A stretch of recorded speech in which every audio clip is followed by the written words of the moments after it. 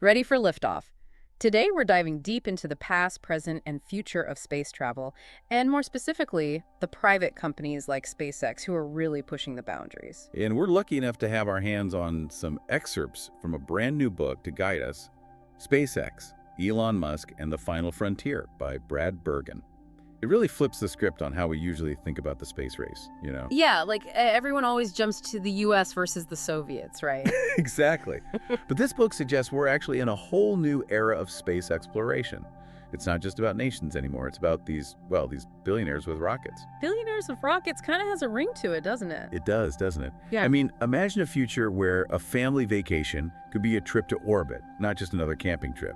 That's the kind of future SpaceX is aiming for by driving down those costs. It's mind-blowing when you really think about it. But before we go too far into the future, let's rewind a bit. The book really digs into Elon Musk's journey, and, well, he's a pretty interesting guy, to say the least. To say the least. His path is pretty remarkable when you really lay it all out. From co-founding PayPal, we can talk about changing how we pay for things, and then totally shaking up the car industry with Tesla. He definitely has a knack for, spotting what's next. And SpaceX, as Bergan writes about it, might be his most ambitious venture yet. So paint us a picture of those early days. I mean, SpaceX wasn't always the giant it is now, right? Oh, not at all. Not even close. It started as this scrappy little startup with what seemed like an impossible dream, honestly. Yeah. Making space travel, actually affordable.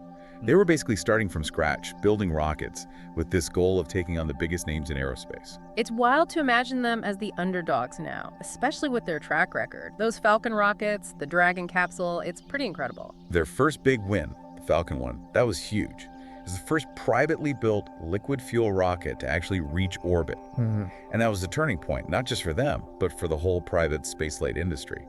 It proved that space wasn't just for governments anymore. It really opened the doors, didn't it? Yeah. And then you've got the Dragon capsule, sending cargo, and eventually astronauts up to the International Space Station. That's where the whole reusable rocket thing really took off, didn't it? Oh, absolutely. Yeah. That's been revolutionary. Think of it this way. Imagine if every time you flew across the Atlantic, they just scrapped the plane after one trip. That's how rockets used to be. Wow. Yeah, that makes zero sense. Right. But reusable rockets, that changes the game. It makes spaceflight so much cheaper, and that opens up a world of possibilities. Like it suddenly becomes more accessible. Exactly. And while we do have other players, like Jeff Bezos with Blue Origin and Richard Branson with Virgin Galactic. It's like a whole space-based reality show. It really is. But even with those big names, Bergan really positions SpaceX as the one to watch in this new space race. Okay, so speaking of billionaires with their own space programs, we have to talk about Musk's big ambition, colonizing Mars. And that brings us to Starship. Starship now. That is straight out of science fiction. A spacecraft designed to transport 100 people to Mars. I mean, remember when that SN8 prototype, the precursor to Starship, took flight? It wasn't just a rocket test. It was like watching a building gracefully dance in the sky, a glimpse into how different space travel might become. It's mind-blowing, but Bergan doesn't shy away from the hiccups along the way, right? Developing Starship hasn't been a walk in the park, has it? Let's just say there have been some explosive moments during testing. Not all those prototypes landed as gracefully as planned. You could say that again. It definitely raised some eyebrows, especially with NASA, I imagine. It's that move fast and break things mentality, right? But when it's a giant rocket, those things are a bit more, noticeable. For sure. But even with those bumps in the road, SpaceX has had some impressive successes. Absolutely. But they haven't stopped at rockets, have they? There's also Starlink, their satellite internet constellation, and that's stirring up a whole other conversation. Oh, Starlink is a fascinating one, for sure.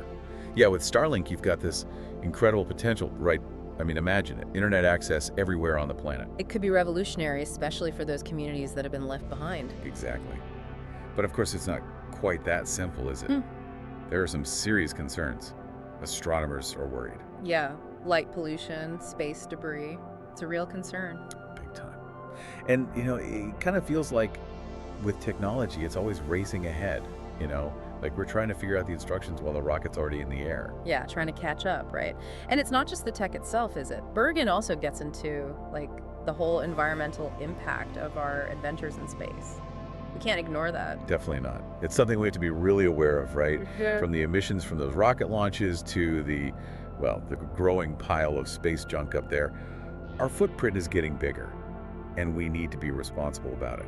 It really makes you think, with all this talk about colonizing Mars, building these amazing cities in space, are we just going to repeat the same mistakes? It's a valid question. Are we just exporting our problems?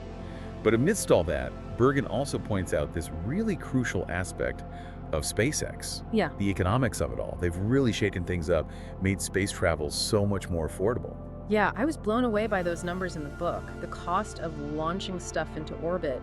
We're talking going from tens of thousands of dollars per kilogram back in the space shuttle days to potentially hundreds with Starship. Mind-boggling, really. It's a complete game changer, and that laser focus on reusability and efficiency from SpaceX, it's really lit a fire under, well, everyone, really. The legacy companies, national space agencies, they've all had to take notice. That old way of doing things, building these crazy expensive rockets for just one trip, it just doesn't fly anymore. Speaking of change, it makes you wonder, what happens to SpaceX after Musk? I mean, he's not going to be around forever, and his vision is so central to the company. That's the big question, isn't it? Yeah, Bergan really makes you think about that. This whole grand plan to get to Mars, to colonize it, what happens to that when the person who's been driving it all isn't there? It makes you think about those big, ambitious companies, the ones trying to chart a new course. Are they really dependent on, one person, the founder? Or will they become something more, something that lasts? It's a question worth asking, and it's not just SpaceX either, right? This whole landscape of space travel is transforming right before our eyes. We've got these private companies stepping up, these billionaires with their own space programs, and space tourism. That's becoming a real possibility. It's like the Wild West out there. We have the Outer Space Treaty, but as Bergan points out, that was written ages ago, back when things were totally different. It's not really equipped to handle these new situations, with private companies operating in space. Imagine a property dispute on the moon. Who's going to settle that one? Oh, man. The legal side of things. Yeah. It gets complicated quickly, doesn't it? And it's not just the legal stuff, it's the ethical questions too. Yeah. It's only going to get more complex as we do more in space. I mean, who owns those resources out there? How do we make sure we're developing everything responsibly, sustainably? These are things we have to figure out now. Before it's too late, right? Absolutely. Okay, so we've covered a lot here. For you, the listener, what's the takeaway from our deep dive into SpaceX and the future of space travel? For me, the biggest thing is, this isn't science fiction anymore.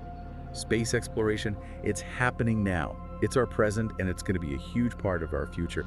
And understanding what's at stake, the players, the tech, the challenges, the opportunities, that's what allows us all to be a part of the conversation. You're to be informed citizens, right? Exactly. To be able to have these important conversations about where we go from here as humanity, what will our future among the stars look like? It really does feel like we're at this incredible turning point, like stepping into a whole new world, but the rules are still being written. It's exciting, but a little daunting too, Oh, for sure. And that's what makes talking about SpaceX so fascinating. It's not just about, the rockets and the tech. It's about us, humanity. It's about how we see ourselves in this massive universe. And even more than that, it's about the choices we make as we head out into the unknown. What kind of future do we want to build out there in space? And who gets to be a part of it? Those are the big questions. It's true. The future of space travel, it's not just about spaceships and cool gadgets, it's about people. It's about our connection, I guess, to space, to the universe, but also to each other.